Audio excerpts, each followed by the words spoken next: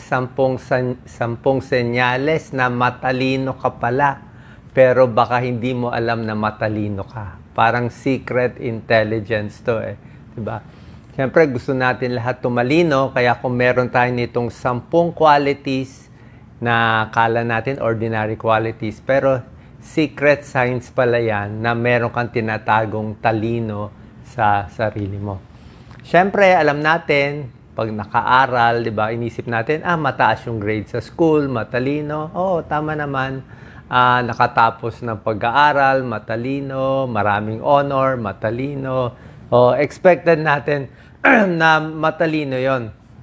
Pero meron ditong 10 signs. Kung meron kayo, baka hindi nyo alam matalino pala kayo, magagamit nyo ito. Tingnan natin 10 hidden signs na may galing kayong tinatago. Number 1, ang ugali daw ng matalino, very curious. Okay, sabihin, very curious siya. Gusto niya malaman ang lahat ng bagay. Kung meron siyang hindi alam, magbabasa siya, magre-research siya. Mahilig magtanong, mahilig magbasa, mahilig mag-research. Lahat ng bagay interesting sa kanya. So, bakit may tumutubong halaman dyan? Bakit yung buwan umaakyat sa gabi, di ba? Lahat yan gusto niyang malaman.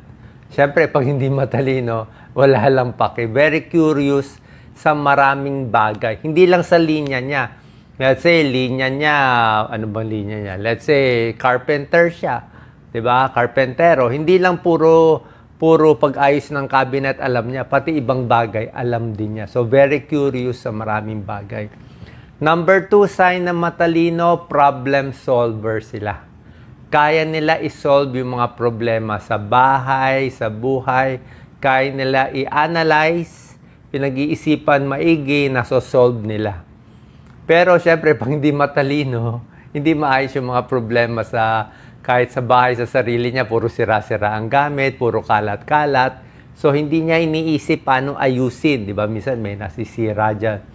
So, hindi niya malutas yung problema niya. So, pag problem solver ka at talagang hindi ka titigil hanggang masolve yan, sabihin, may talino ka or gagaling ka dyan. Number 3 sign ng matalino, very observant sila. Mapagmasid sa paligid. Okay? Sa mga magkakaibigan, alam nila sino dumating, ano nangyayari. Parang mga detective, kita mo yung mga police, mga detective, very observant nila. Pagpasok pa lang, alam nila saan lalabas, saan pwede may magnanakaw. Very alert yung mata nila. Highly suspicious sila. Pag hindi matalino, pag bobo, wala, upo lang, tingin-tingin lang, walang paki sa surroundings, di ba? So, observant, matalino, sabihin ginagamit yung utak. Number 4, ang matalino daw ay very open-minded. Okay? Anong open-minded? Maraming kababayan natin, close-minded. Pag sinabing open-minded, kung merong tao, baliktad sa opinion niya o kontra sa opinion niya, makikinig siya. Nakikinig siya sa opposite opinion, sa ibang relihiyon, ibang politika, ibang issue, pinapakinggan niya. Okay? So, hindi niya sinasabi lagi na tama siya. Malay mo, tama iba to. Pero pag close-minded, ibig sabihin close-minded, ako lang ang tama. Itong paniniwala ko lang tama. May nabasa ako, may nagturo sa akin, ganito, 1 plus 1, ganyan, ako lang ang tama. Kayo lahat mali. Kayong lahat mapupunta sa impyerno. Ako lang po mapupunta sa langit. Pag ganong close-minded, yan ang tinatawag na Dunning-Kruger effect. Ang Dunning-Kruger effect, ibig sabihin, yung taong hindi matalino, mas pinipilit nila tama sila, na hindi sila nagkakamali. Pero yung pinakamatatalino, isip nila, hindi natin alam lahat. Para sila Albert Einstein, yung mga genius, sasabihin nila, hindi nila alam lahat. Oo, siguro meron, siguro wala. Depende sa datos. Wala naman makakaalam lahat yan. Imposible malaman nyo lahat yan, di ba? So, open-minded, ibig sabihin, matalino. Alam niya may tama, may mali. Alam niya nagbabago ang opinion. So, wag tayo close-minded, ha? Lalo na sa nagko-comment na, alam ko yan, tama ako, mali ka, salbahe ka, ganito. Wala yun. Shortcut yun, eh. wala naman shortcut sa buhay. Number 5, sign ng matalino, humility. Mapagkumbaba. Okay? Ang matalino, kaya niya sabihin, hindi ko alam. Pag tinanong mo ako, let's say, anong gagawin natin dito sa malaking issue? Hindi ko pa alam yan. Aaralin ko muna yan. Hindi ko naman linya yan. So, pwede niya sabihin, hindi ko alam. Pero yung hindi matalino, sasabihin niya, alam ko na lahat yan. O, kahit hindi niya alam, mag-iimbento na lang siya. Yung mga may Alzheimer's, mga ulyanin, nag-iimbento na lang ng kwento yun. Kung ano-ano na lang, parang sirang computer. So, pag pinipilit niya, alam niya, hindi po magaling yon. Tsaka usually, mayayabang. Yung hindi matalino, mayabang. Dinadaan na lang sa lakas ng dating. Sa forma na lang shortcut, di ba? Ba't mo paaralin, popormahan mo na lang, mukhang may alam ka rin naman di ba? So, mas humble, mas matalino. Number 6, very adaptable ang matalino. Ibig sabihin, flexible sila. Kaya nila mag-adjust sa sitwasyon. Let's say, may nangyari o biglang may problema sa bahay, may pagbabago sa pamilya, natanggal sa trabaho, nalipat sa school, kaya nila mag-adjust. Nakaka-adjust sila. Mahirap mag-adjust kaya rin nila mag-abroad. I think yung mga overseas worker natin, karamihan doon para maka-adjust ka, makatrabaho ka ng 10 years sa ibang bansa, bagong kultura, matalino ka dapat doon. Hindi naman matalino IQ lang matalino merong emotional intelligence, di ba? Kasi natapos mo di ba? Nakatapos ka ng matagal na pag-aaral, nakatrabaho ka sa isang mahirap at masungit na boss. Matalino ka, kaya mo mag-adapt kaya mo magtiis. Di ba? Adaptable is matalino. Number 7, sign ng matalino, good listener, marunong makinig. Very obvious naman. Yung mga hindi matalino, hindi yan nakikinig. Ang hindi matalino, gusto lang salita ng salita. Kahit walang sense, kwento lang ng kwento, wala namang kabagay-bagay. Pero yung marunong makinig, ibig sabihin, pinapakinggan niya opinion mo. Gusto niya matuto Diba? Malay mo, tama ka. Malay mo, mali ka. Attentive listener, maganda yung empathy niya. So, mas maganda po yun. So, good listener ang matalino. Number 8, sign ng matalino, may empathy. Anong empathy? Nafe-feel niya yung nararamdaman ng iba. Pag yung ibang tao ay sumasama na loob, alam niya. Pag ibang tao natutuwa, alam niya. Diba? Pag ibang tao pinipeke siya, niloloko siya, alam niya. Hindi siya agad-agad maloloko. Alam niya kung may, nafe-feel niya yung feelings ng iba. Sensitive siya sa iba, may emotional intelligence. Di ba may taong ganun? Meron namang iba tayong kaibigan, manhid, walang pake. Umiiyak na yung isa, galit na yung kaibigan nila. Pag uwi nun, makakumuha na ng bato, babatuhin ka na, hindi pa niya alam. Bakit ako uupakan nitong grupo? Hindi ko alam. Hindi niya alam na offend na niya. Na-insulto na niya ilang beses, wala siyang empathy Isip niya, biro lang Kaya nga yan ang problema. Pag hindi matalino, napapahamak. Pero pag may empathy ka, alam mo, oops, mali na nasabi ko, dapat mag-adjust ako. So, yun ang matalino. Number 9, ang matalino, fast learner. Diba? Fast learner. Mabilis matuto.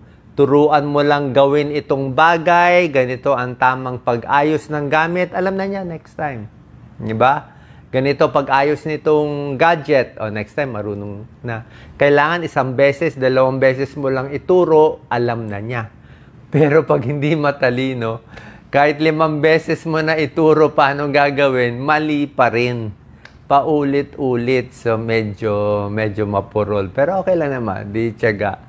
Diba? Tsaka usually matalino, dapat hindi naloloko ng fake news. Diba? Marunong kayo tumingin, ano tunay, ano hindi tunay. Siyempre, pag hindi matalino, yan ang gusto ng mga scammer Yung mga hindi matalino, kaya nila lokohin. Diba? Yan ang pang-uto nila. Number 10, sign ng matalino, may disiplina. Self-discipline, may self-control. Ibig sabihin, kaya niya ayusin oras niya, Aba, alam niya paano darating on time, alam niya yung mga goals niya, layunin niya sa buhay, ano priority niya, ano trabaho niya, kaya niya i-adjust yung sarili niya para doon. Pero pag yung kausap mo, hindi alam yung oras, laging nawawala, mali-mali ang goal, mahirap yun. Hindi siya matalino. Dapat may disiplina sa katawan, may disiplina sa pagkain, may disiplina sa pag-uusap, hindi yung bigla-bigla na lang, naninigaw, nagwawala. Ibang usapan yon, may mental health problem yon. Baka may anger issues yon. Oo. Actually, mga masasamang tao, iba matatalino din eh. Pero ang point ko lang, dapat may self-discipline, mas matalino, kahit sa health, sa pagkain, hindi yung kain ng kain. Alam mo na nga mali, alam mo na hindi maganda sa kalusugan mo, kain pa rin ng kain. Diba? So, itong 10 signs ng matalino. At syempre, tulad na sinabi ko nga, hindi ko pala ata nabanggit dito yung mga chismis, di ba? Ang matalino, usually, alam niya yung chismis, alam niya issues, pero hindi lang paulit-ulit na chismis. Di ba? Meron niyang kasabihan eh, small minds talk about people. Yung hindi daw matalino, puro chismis lang ang alam. Tapos, average minds, yung average na utak, talk about events, ano mga issue sa gobyerno, sa paligid, yun ang average. Pero intelligent mind, yung pinakamatalino, talk about ideas. Gusto niya yung mga ideas, mga philosophical na mga issues. Diba? Tungkol sa mundo, paano natin papagandahin, diba? Ano ba nangyayari sa kalikasan, yung mga bagay na yan, pang matalino, pang long term. Okay? So, tawas tayo sa chismis. Meron tayo konting tips paano tumalino, di ba?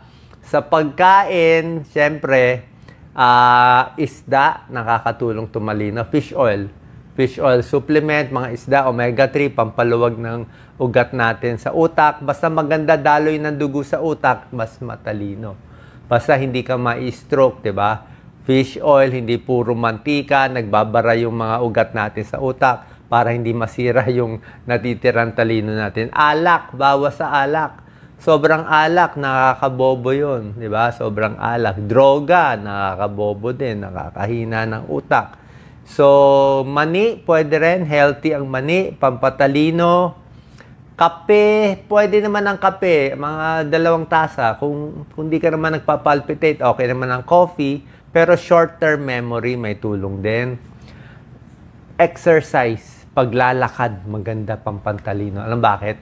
Oras na maglakad-lakad ka dyan sa tabi, mga 1 kilometro, 2 kilometro, gaganda yung blood flow eh. Gaganda yung daloy ng dugo, hindi lang sa paa, hindi lang sa puso, pati sa utak. Kaya minsan pag naglalakad-lakad ka, biglang nakakaisip ka eh. Gumaganda yung daloy ng dugo.